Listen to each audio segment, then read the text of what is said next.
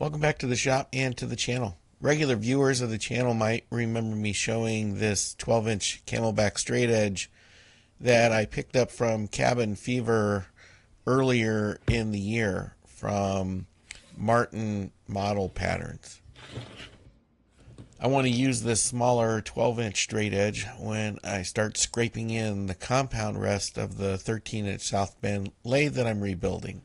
I think it'll be a little easier to handle than the much larger 18-inch. Now overall it's a pretty nice straight edge. The casting is, really square. It does have this small occlusion here in the bottom, but I think that will get machined away. Of course, what I'm going to need to do here is set this thing up in the mill so I can machine the bottom of it, and then of course the dovetail on the front of it. And though it's not really required, I do want to machine both the left and the right sides of it, as well as this back piece. And while I'm at it, I might as well machine the tops of it so they're flat and parallel to the bottom. And I think I can machine this all in one setup. If I build the fixture properly, I can set it up like this, where I can machine the bottom of it, I can machine the bottom and the sides, the dovetail and the top without ever moving it. This would help me keep all of those surfaces square and parallel to each other. So I bought this chunk of aluminum, and I think I can use it as at least the material to start building this fixture. I think I can cut some pieces off of the aluminum that will fit inside these cavities in the Camelback. Well, with those pieces then set inside these cavities, it should give me some even hold down throughout the whole length of the straight edge. I just need to come up with a way to bolt it down to each one of those pieces. Now I want to maximize the material here and minimize any material losses, so I'm trying to figure out really the best way to take material off of this chunk of aluminum. If I do it from the lengthwise, I think I'm going to end up losing too much material, and I really don't want to waste it. So I think what I do is I cut it off on the end, right? So if I cut off a piece off of the end, I can machine it to fit that gap. And there should be enough of it there to provide some surface for it to clamp to. I think this will make sense as I start to make the fixture, but the first thing I'm going to need to do is go over to the trusty Harbor Freight bandsaw and start cutting off some pieces.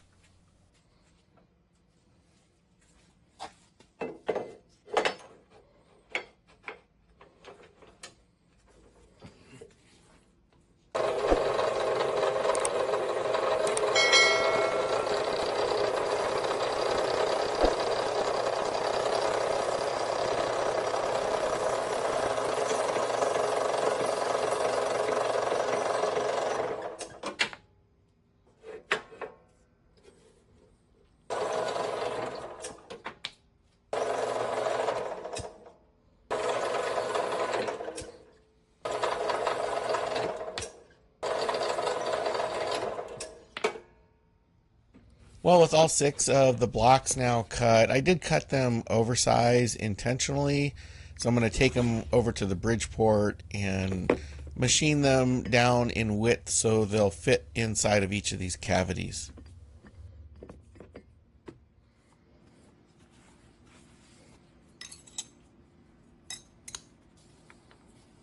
I have the first piece set up on some parallels, and I'm just going to use a piece of TIG wire here to take out any irregularities, so at least the back and the top at this point will be square. Well, I have another new piece of tooling here. I bought this 3-inch face mill specifically for this job. Not for making these blocks, but for machining the bottom side of that straight edge. It'll let me machine it in a single pass. I've got some inserts in here that are good for aluminum or cast iron.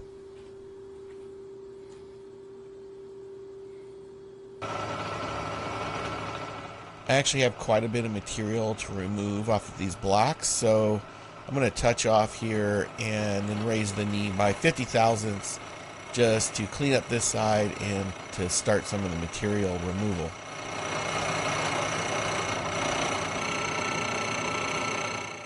I'm going to do the same thing to the other 5 blocks. I'll get one face cleaned up and then I'll bring you back. Well, I've got the block now flipped over onto the other face, so I'm going to touch off here and remove a little bit of material to take a measurement. My target width here is just about 10 thousandths over 1 inch, so I've got quite a bit of material to remove off of these blocks. Well, I still have about 240 thousandths to come off of this. That was a little bit more than I had anticipated, but that's fine. It's aluminum. This thing will eat it up in no time.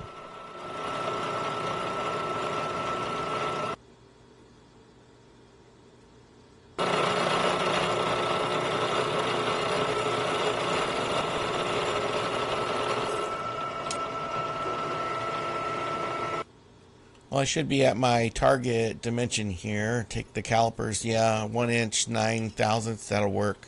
So I'm going to remove this from the vise and do a quick test fit before I machine the rest of these, after I deburr it, of course.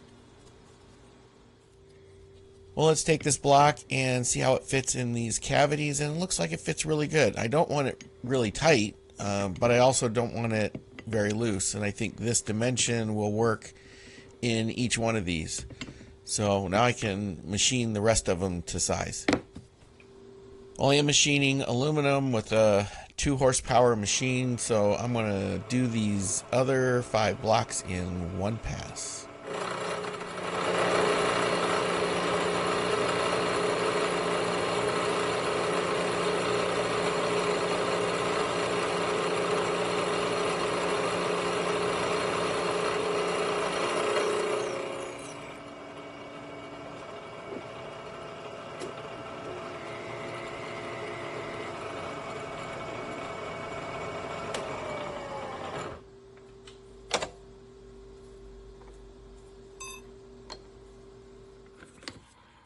Well, I think that's going to be the extent of the machining on these blocks for now, at least until we figure out how we're going to bolt the straight edge down to the blocks and then the blocks down to the mill table.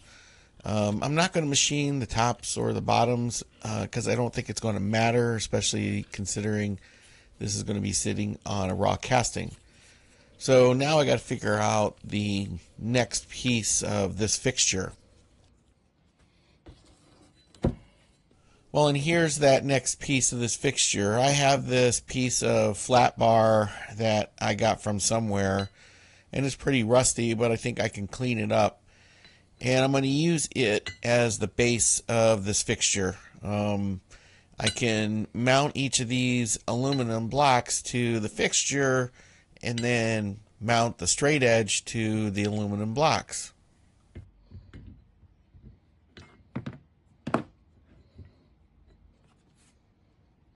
That'll hold the straight edge up into a position where I think I can then reach in with all of these milling cutters on my horizontal mill, using both the horizontal and the universal head to machine this thing in one setup.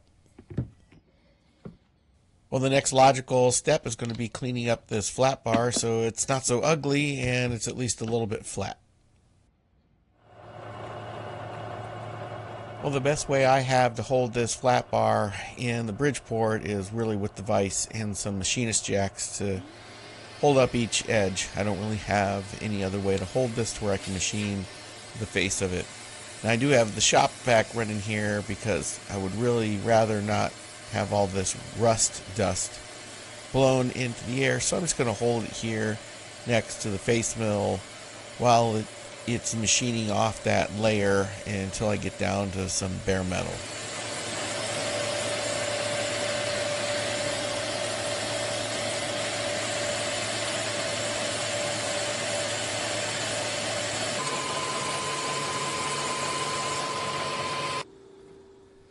And I think a little bit of anchor lube here will also help keep down some of that rust dust. I won't have to use the vacuum so much it's kind of awkward to hold it, and it'll help keep these carbide inserts a little bit cool.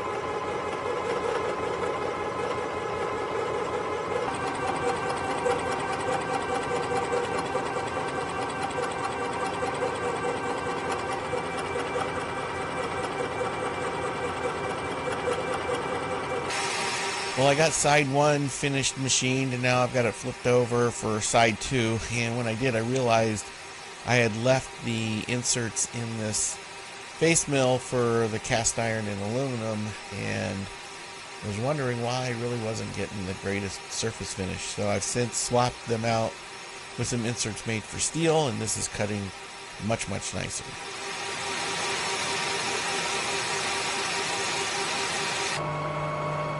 With the top and bottom looking so nice, I might as well go ahead and machine the left and the right edges as well. So I've got a 3/4 inch end mill, a 4-flute end mill in the collet. We'll take a couple of passes to clean up each side.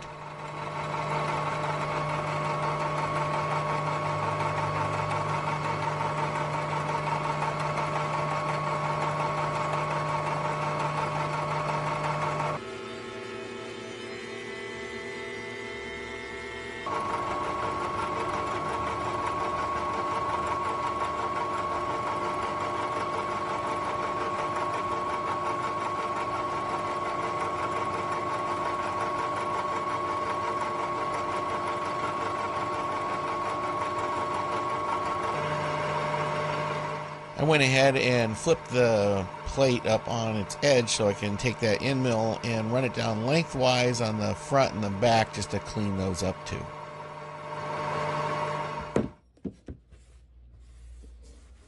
Well, I got the machining on the base plate almost done. There's still a few more things I need to do yet, and one of which is to figure out now how I'm going to mount these blocks down to the plate, and then of course mount the straight edge to the blocks. One of the things I need to do yet is to drill holes down through each of these blocks. I'll also need to drill and thread 6 holes in the plate, and then also drill some holes in the end so I can mount it to the mill table. Well, the 2 blocks that are on each end of the straight edge need to have their corners trimmed off so that they'll fit in that angled section of the cavity. I've got it marked here on the block. I just need to take it over to the mill and we'll machine that off. Now this thing is set at some random angle, and it doesn't make any sense to try to use any kind of angle block. So the way that I've done this in the past is I'll just set a parallel on the top of the movable jaw, and I'll line it up as best I can with that scribe line on the block and then tighten it down. It doesn't need to be exact, especially in this particular circumstance. It just needs to be close.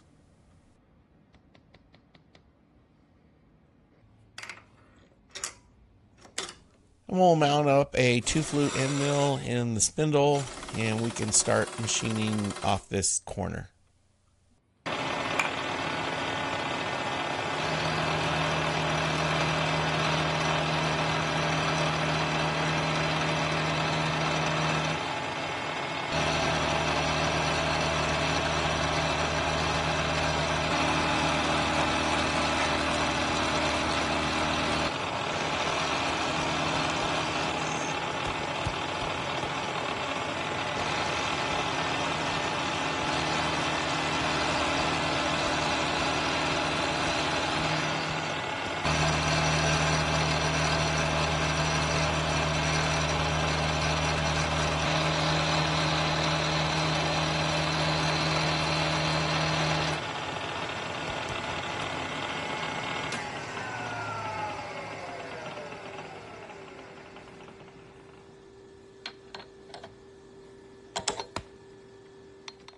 And with that corner removed now, you can see how it fits in that end cavity much better.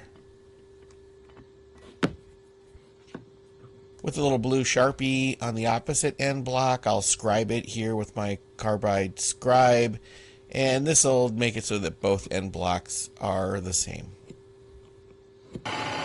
With the block set in the vise the same way I did the other one, I shouldn't have to change anything, and I should be able to just machine this straight to my scribe line. I won't need to step it, although I am perplexed here why I'm having a little resistance. It's not like I'm really cutting that much here on the shallow end, but boy, is it ever raising up a funny burr. I'll try the deeper end. I should be able to machine this off all in one pass. Again, it's just not machining right, and it's about here that I realized I had the spindle running in the wrong direction. You know something? I had the thing going the wrong direction. That was bad.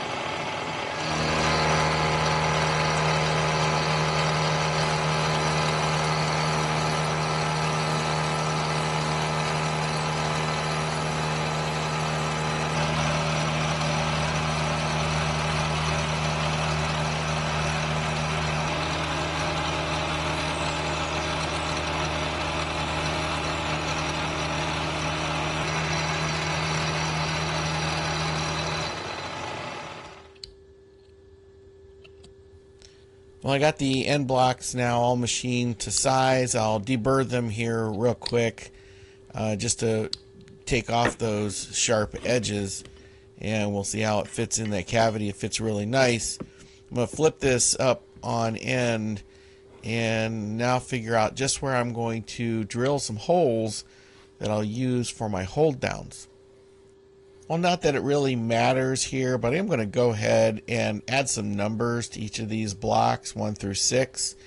And I'll number the tops of the blocks as well. And I want to draw, or trace rather, the outline of the webbing on each of these blocks. With these outlines of the webbing, it'll give me some guidance as to where I want to drill the mounting holes. I think the course of action I'm going to take here is to drill the mounting holes in each of these blocks in the same location, centered on the width of the block and the same distance from the flat edge here. So I've got the first angled block here, and I'll clamp it in the mill vise and then set a vise stop on the flat side.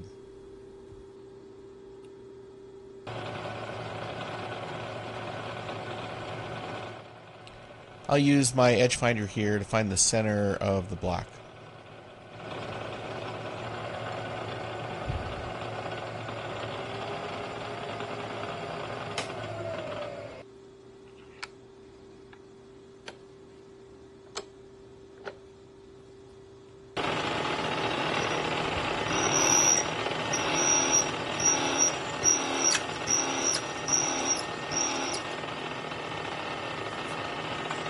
I'll drill each of the blocks in turn, and then I'll go ahead and mount up a chamfering tool and chamfer both the top and the bottom of each block.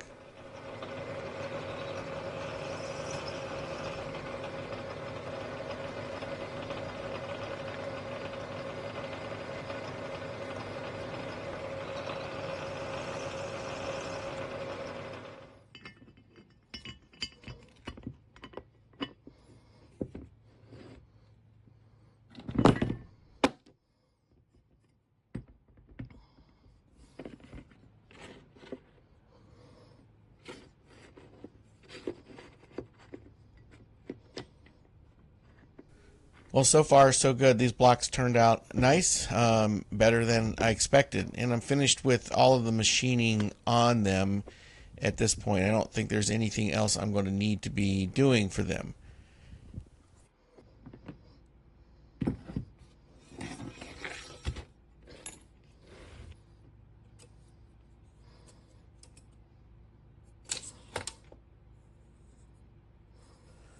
But now I need to figure out just where on this flat bar each of these blocks is going to end up.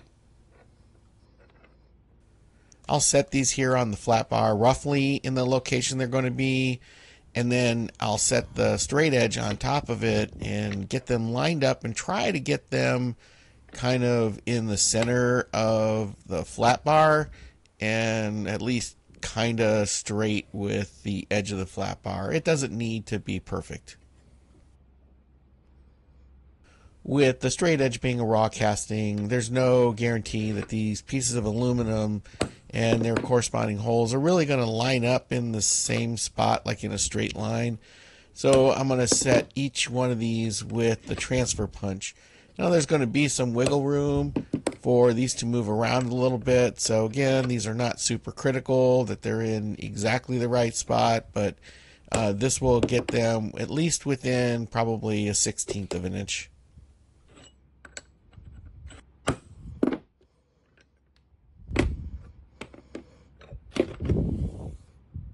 I like to circle the punch marks with the Sharpie just so that when I get it over to the mill, it makes it a little bit easier for me to locate it and get it lined up under the spindle.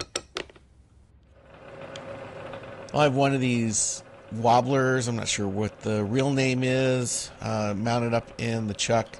And this is an excellent tool in locating a punch mark on a piece of material that's not necessarily in a precision location. Well, once I have the hole located, I'll spot drill it here with my 1/4 inch spotting drill.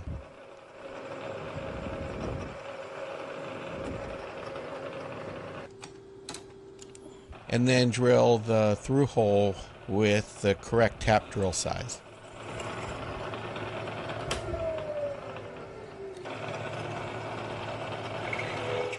Followed by a chamfer. And then finally power tapping them with a split point tap.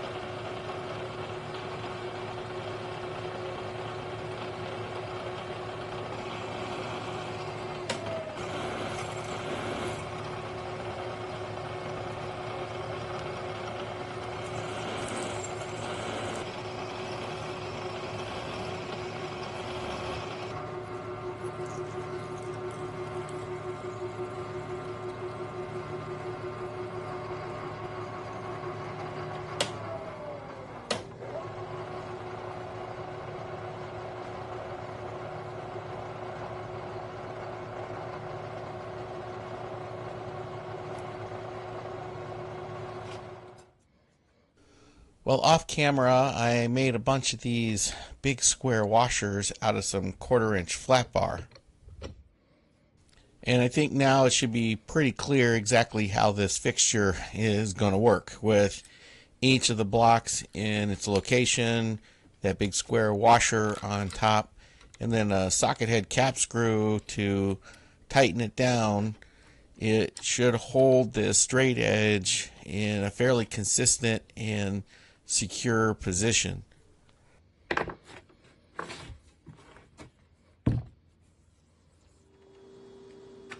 Originally, I was just going to hold this plate down to the mill table with some strap clamps, but after thinking about it for a while, I disassembled it completely and got it mounted back up in the mill vise. I'm going to put some slots in each end so I can use some T-nuts and studs and a nut in order to hold it down to the mill table a little more securely than with just some strap clamps.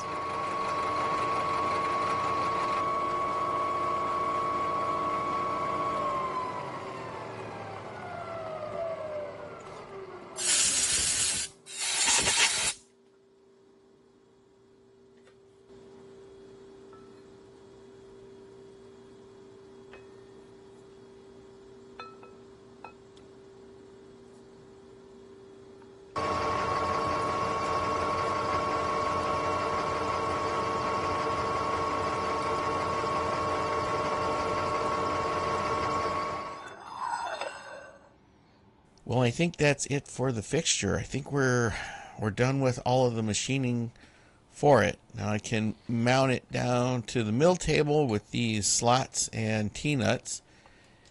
The next thing will be to mount up the straight edge and start machining it. But unfortunately, I have run out of time in the shop this week, so that is going to have to wait for another video. If you like this video, give it a thumbs up. It really does mean a lot to the channel. Comment, let me know what you think. Would you have done this differently? What do you think I'm doing right? What do you think I'm doing wrong? Subscribe. If you're not a subscriber, it doesn't cost you anything to click that subscribe button. And if you click the bell icon, YouTube will let you know when I publish another video. And I can't express my appreciation enough to those who have decided to support the channel in other ways by contributing financially, either through Patreon or PayPal. And there's links down in the description if that's something you would like to do. Well, that is going to be it for this video. I hope you'll come back and watch the follow-up here. Thanks for watching, and we'll see you on the next one.